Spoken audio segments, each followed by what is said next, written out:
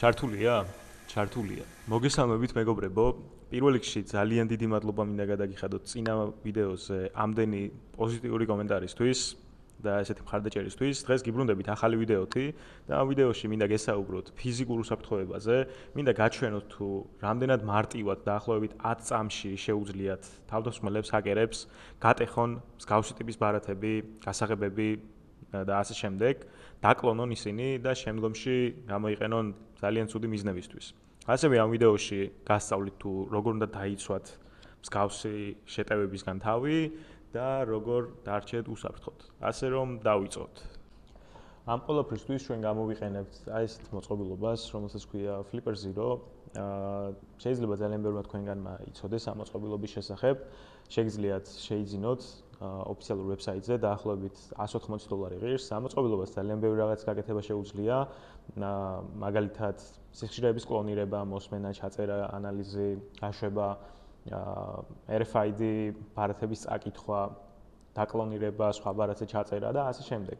ასევე შეიძლება იყოს გამოყენებული რაღაცა მავნე USB-ის სახითაც, რომელსაც აუცილებლად განახებთ დღეს და კიდევ ბევრი საინტერესო შეტევის განხორციელება შეიძლება ამ მოწყობილობით და მომავალში თუ ეს ვიდეო მოგეწონებათ, გაჩვენებთ ასევე სხვადასხვა ტიპის ჰაკინგს Flipper Zero-ს გამოყენებით. მოკლედ, მოდი დავიწყოთ ესეთი საბანკო ბარათის გატეხვით. აქ ჩვენ ვააქტიურებთ RFID readers იდეაში. გადაყვავს წაკითხვის რეჟიმზე მოწყობილობა და უბრალოდ ახლოს მიგვაქვს ბარათთან. და შემდეგ გვინდა წავიკითხოთ როგორც EMV. და ჩვენ თუ აქ დავაკვირდებით, წაიკითხა რომ ეს არის Mastercard-ი, წავიკითხეთ ბარათის ნომერი, expire date და ასე შემდეგ. და შეგვიძლია შევადაროთ, რომ ზუსტად ერთი და იგივე ციფრები არის, რაც ამ მოწყობილობამ წაიკითხა და რაც არის ამ ბარათზე. თქვენ შეიძლება გაგიჩნდეთ კითხვა თუ მაგალითად თუ კი ჯიბეში ჩავიდებ ამ ბარათს, მაშინ რა მოხდება, შეძლებენ მაინც წაკითხვას თუ არა. ამაზე პასუხი არის, რა თქმა უნდა. მოდი ჩავდოთ აი ესეთ ჩანთაში და ისევ ვცადოთ ამ ბარათის წაკითხვა. ანალოგიურად გადავიყვან read mode-ზე, დავადებ და ხედავ, რომ ანალოგიურად წავიკითხე იგივე ბარათი.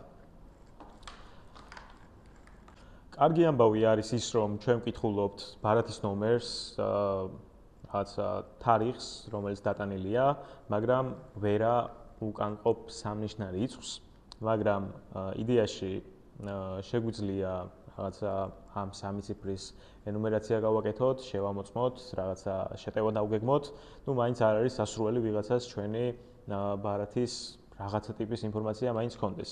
ამიტომ განსაკუთრებით იყავით ფრთხილად, როდესაც გზავრობთ საზოგადოებრივ ტრანსპორტში, პირობითად თუ კი ჯივეში გიდევთ ბარათები, ესე მარტივად შეიძლება დაგიკლონონ, წაიკითხონ ინფორმაცია. ან მაგალითად უცხოეთში თუ კი მიდიხართ, იქ ბევრად უფრო მოხშირებულია მსგავსი ტიპის შეტევები და მოდი აქვე ვისწავლოთ თუ როგორ უნდა დავიცვათ თავი მსგავსი ტიპის შეტევებისგან.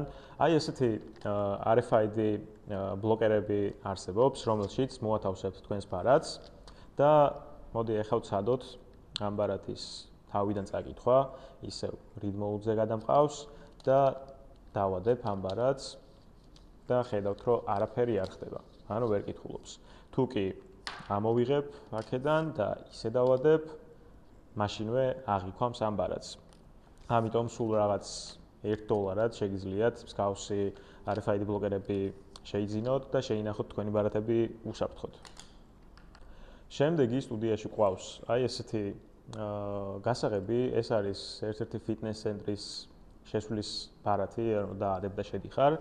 ამ მოწყობილობით შეგვიძლია ესეც დავკლონოთ, პირობითად ავიღებთ ანალოგიურად, დავადებთ, დაველოდებით წაკითხვას. ხო, იწყებს კოდის გატეხვას და რა თქმა უნდა წაიკითხა. შემიძლია ეს წაკითხული დავასეივო, მოვიყვანო ემულაციაში, რაც ნიშნავს იმას, რომ უკვე ამ ბარათის გარეშე ამ მოწყობილობით შემიძლია მივიდე, დავადო და შევიდე უპრობლემოდ.